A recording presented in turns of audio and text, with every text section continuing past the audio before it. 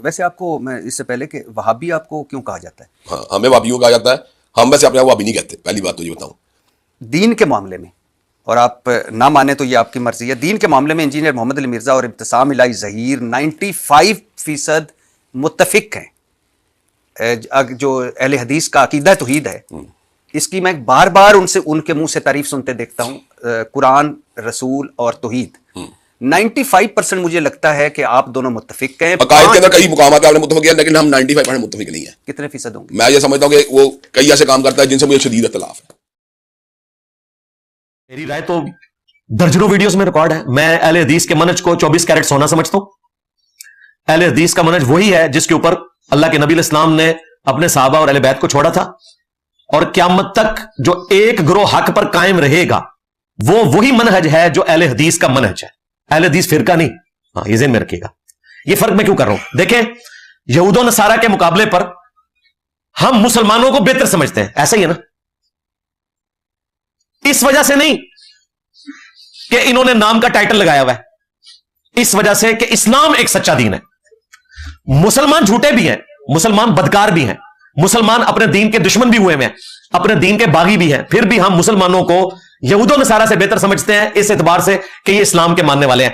اس کا قطعاً کوئی یہ رزلٹ نہ نکالے کہ مسلمانوں کے کرتوتوں کو ہم درست سمجھ رہے ہوتے ہیں، ہم اسلام کی وجہ سے ان سے محبت کرتے ہیں۔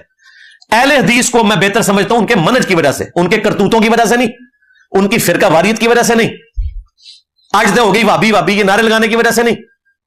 ابھی یہ ارشاد بھٹی صاحب نے پوڈ کاسٹ کی، مجھے اب ٹائم نہیں مل رہا، فلسطین کا مسئلہ بڑا ہے، اب کئی لوگ نیچے کامنٹس بار بار آ کے لچ فرائی کرتے ہیں، جی انجینئر صاحب وہ ابتسام صاحب کا جواب دیں۔ اللہ کے بندوں، مجھے موقع ملے گا تو دوں گا نا، میں ابتسام صاحب کا رونا شروع کر دوں، فلسطین کو چھوڑ دوں؟ اس وقت تو کرنٹ افیئر یہ ہے، وقت قیام ہے، اس وقت جو کرنٹ افیئر ہے میں نے اس میں بولنا ہے نا، انشاءاللہ اگلے ہفتے میں بول لوں گا۔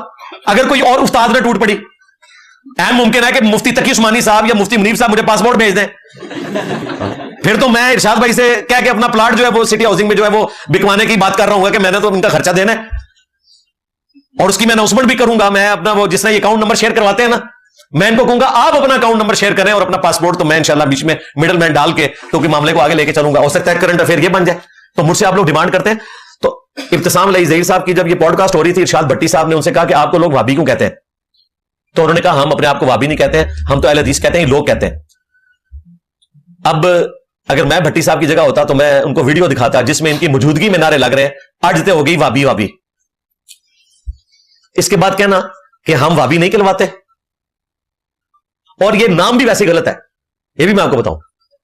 یہ محمد بن عبد الوہاب کی طرف منسوب کیا تھا حنفیوں نے، حنفیوں میں صرف بریلوی شامل نہیں، دیوبندیوں نے بھی، ان دونوں کا مشترکہ ابا ہے بریلوی دیوبندیوں کا، ابن عابدین شامی، جس نے در مختار پہ حاشیہ لکھا ہے، رد المختار فتاوی شامی جسے کہتے ہیں، اس میں انہوں نے کہا کہ وہابی خوارج کی ایک جماعت ہے۔ وہابی وہ کہتا تھا، اور انہوں نے کہا کہ محمد بن عبد الوہاب کی شوکت اللہ نے توڑ دی، اللہ نے ان کو ذلیل و خوار کیا، انہوں نے حرمین پہ قبضہ کیا تھا، اللہ نے قبضہ چھڑوا دیا۔ اب ابن عابدین شامی تو مر کے اپنے بزرگوں کے پاس پہنچ گیا، اسے پتہ ہی نہیں تھا کہ بعد میں سعودی حکومت بن گئی وہاں پہ، جو آج تک قائم ہے۔ توحید کے حوالے سے اللہ تعالیٰ اسے قائم و دائم رکھے، جو باقی غلطیاں ہیں وہ دور کرے، آمین۔ تو ابن عابدین شامی نے ان کو وہابی کہا تھا، اور پیر میر علی شاہ صاحب نے بھی اسی بنیاد پہ ان کو وہابی کہا۔ المحند میں بھی یہی عبارت کوٹ ہوئی، انہوں نے بھی وہابی کہا۔ اعلی حضرت نے بھی اسی بنیاد پہ وہابی کہا۔ جال حق میں مفتی احمد یار خان نعیمی بریلوی نے بھی یہی فتاوی شامی کی عبارت کوٹ کر کے ان کو وہابی کہا، حالانکہ یہ نسبت غلط دی ہے۔ وہ جو محمد بن عبد الوہاب تھے ان کا نام تو محمد تھا، عبد الوہاب تو ان کا نام ہی نہیں تھا، تو محمد ہی کہنا چاہیے تھا اگر ان کی نسبت کی وجہ سے کہتے ہیں۔ عبد الوہاب تو ان کے ابے کا نام تھا جو صوفی تھا، کٹر وہ مشرک ٹائپ بندہ تھا عبد الوہاب۔ تو وہابی تو خود صوفی ہیں، بیسیکلی بریلوی دیوبندی وہابی ہے۔ ہاں نوی گل لے جاؤ، ہاں اہل حدیث وہابی نہیں ہے، وہ محمدی ہیں اگر محمد بن عبد الوہاب کی طرف نسبت ہو، اور ویسے ظاہر ہے وہ ان کی طرف نسبت کرتے نہیں، وہ اپنے آپ کو اگر محمدی کہتے ہیں تو محمد رسول اللہ کی وجہ سے صلی اللہ علیہ وآلہ وسلم۔ لیکن جب تمہارے اسٹیجز سے آج ہوگی وہابی وہابی نعرے لگتے ہیں ابتسام صاحب، تو نعرے رکوایا کرو نا۔ میرے اسٹوڈنٹس میں سے ایک دو بندوں نے بات کی نا کہ میں علمی کتابی ہوا، تو میں نے اس اسٹیج سے کہا کہ علمی کتابی فرقے پہ اللہ کی لعنت، کہ تم علمی کتابی کو فرقہ بنا کے پیش کر رہے ہو۔ یہ تو ایک سلوگن کی بات تھی، ہم مسلم ہیں، کوئی مسلم علمی کتابی نہیں ہے، وہ ایک شعر تھا، ایک رجز تھا جس کا اظہار تھا کہ ہم علم اور کتاب کی بنیاد کے اوپر اسلام کو فالو کرتے ہیں، کسی فرقے کا نام نہیں تھا۔ اب ان کو بھی چاہیے کہ وہابی فرقے میں لعنت،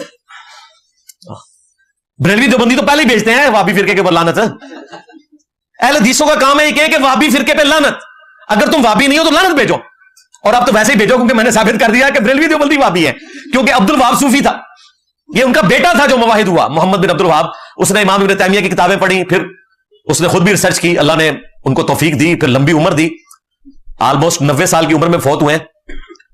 ये कोई 1789 में फौत हुए, यानी ये जब फ्रेंच रेवोल्यूशन आई थी उसके करीब करीब ये फौत हुए थे। और पैरेलल में इधर अल्लाह ताला ने शाह वलीउल्लाह देलवी को हदायत दे दी, ये भी सूफी और हनफी थे, फिर अल्लाह ने इन्हें हदायत दी।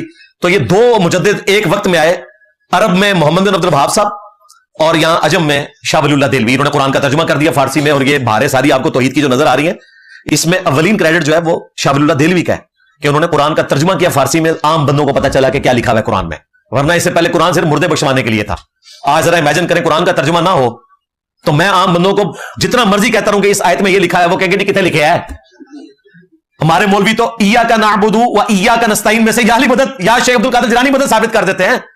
अब तो अल्लाह का शुक्र है, मैं ये क्रेडिट देता हूं इमरान खान साहब को, हाँ उनका अपना अमल था या नहीं था, वो अपनी बेगम की वजह से जाके पाक पतन में घिर गए सजदे की हालत में। और पिछले दिनों हमारे जो ममदू हैं नईम बुखारी साहब, उन्होंने भी बड़े अच्छे तरीके से कहा कि सजदा एक ही जात को है, ये ज़ेबा नहीं था कि वही हरकत करते अपनी बीबी के पीछे लग के। लेकिन ये क्रेडिट है उनका कि उन्होंने हर जलसे में इया का नाबुदू व इया का नस्ताइन इसको इतना आम किया कि ये मुसलमानों का बुनियादी अकीदा है। ये कम से कम पाकिस्तानियों को रास्ते उन्होंने करवा दिया। अल्लाह करे कि वो खुद भी, उनकी बेगम साहिबा भी इसके ऊपर अमल करें, और आंदा ये बाबों से बच करें।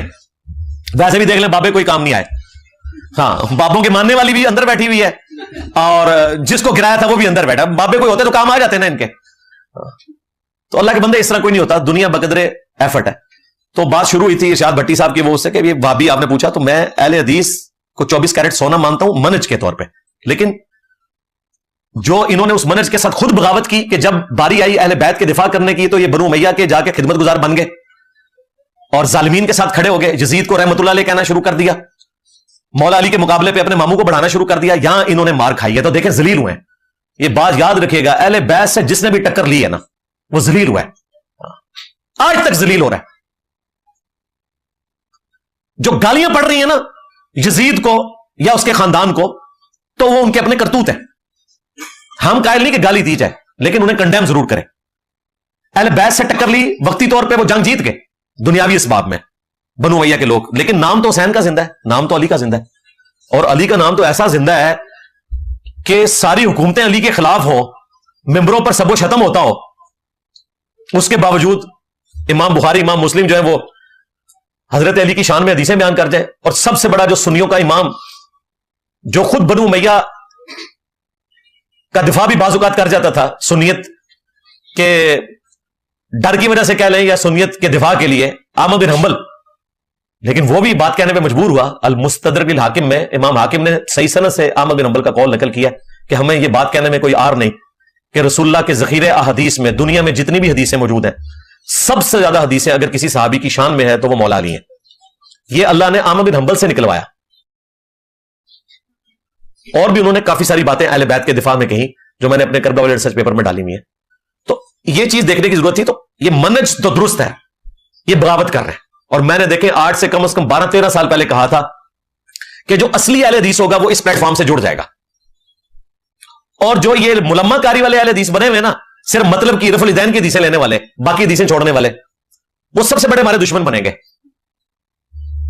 और अल्लाह का शुक्र है ये पेशगोई मेरी दुरुस्त साबित हुई कि सिर्फ मौलवी दुश्मन बने, अवामुन नास अहले हदीस को छोड़ के इस प्लेटफॉर्म से अटैच होगी।